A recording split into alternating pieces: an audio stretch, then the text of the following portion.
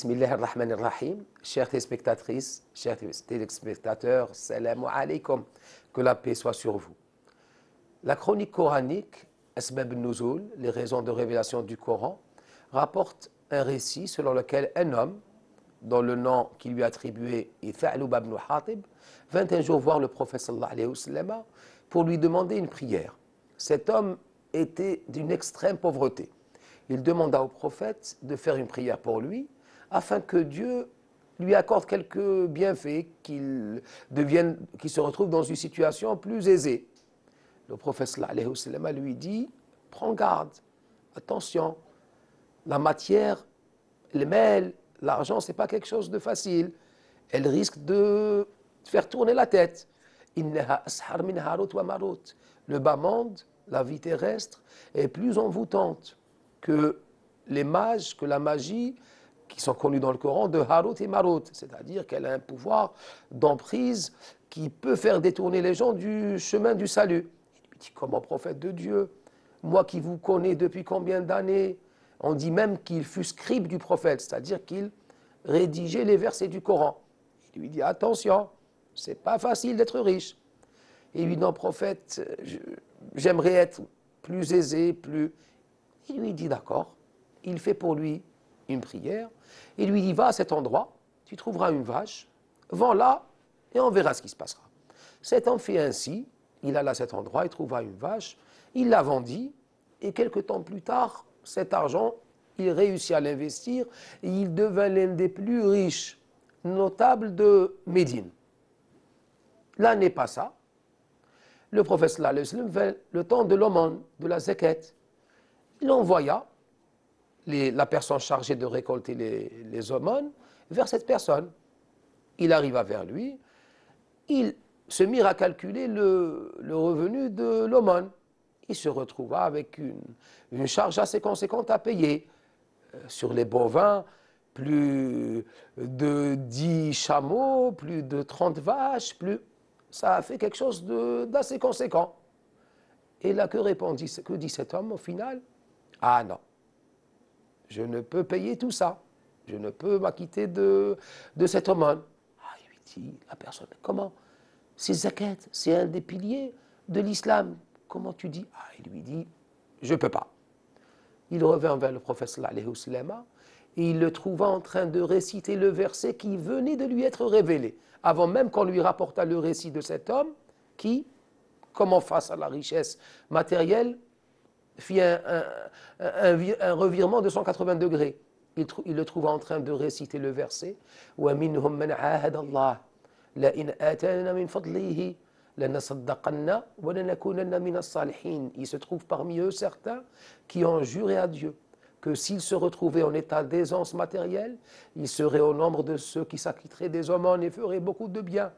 وَلَمَّا آتَاهُمْ مِنْ فَضْلِهِ. Mais lorsqu'il leur accorda ses biens, بَخِلُوا بِهِ وَتَوَلَّوْا وَهُمْ مُعْرِضُونَ. Mais lorsqu'ils se retrouvèrent dans cette situation, ils n'ont pas tenu leur parole et ont refusé même de s'acquitter de l'aumône. Quelle fut alors leur sanction? فَأَعْقَبَهُمْ نِفَاقًا فِي قُلُوبِهِمْ إِلَى يَوْمِ يَلْقَوْنَهُ. Qu'est-ce qu'il fit alors? Il retira la foi de leur cœur et la remplaça par les ténèbres de l'hypocrisie.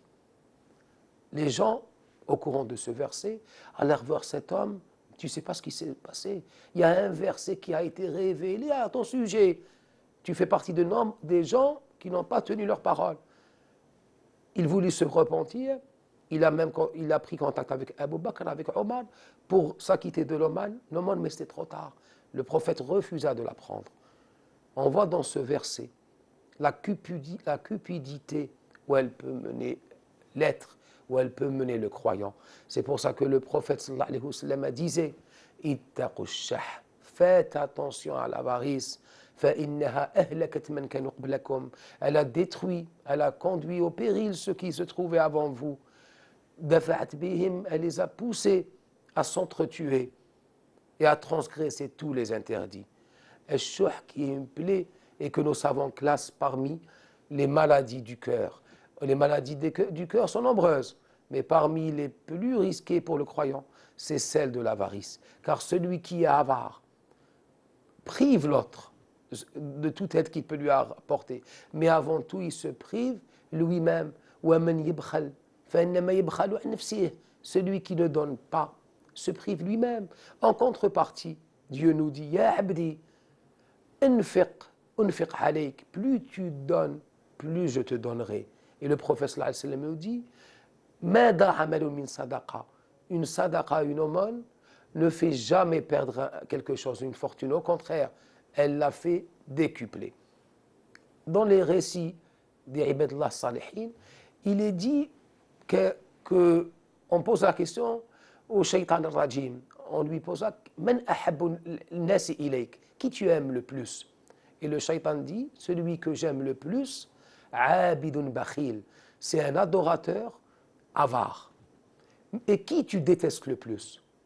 Et il dit un pécheur généreux. Asin karim. Ils lui disent pourquoi? Et il leur dit j'aime l'adorateur avare parce que je suis sûr qu'au final Dieu n'agréera pas ses actions. Il finira par trébucher et il perdra tout ce qu'il a fait comme bonnes actions dans sa vie. Et là, je l'attends au tournant.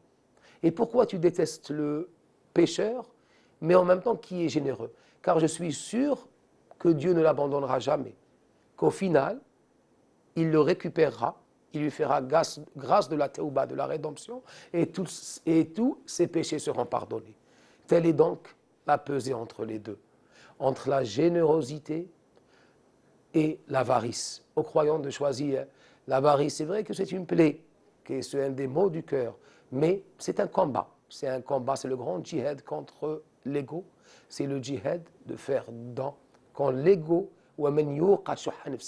celui qui combat son avarice, sont ceux qui réussiront. Que Dieu nous fasse en leur nombre. Wassalamu alaikum wa rahmatullah.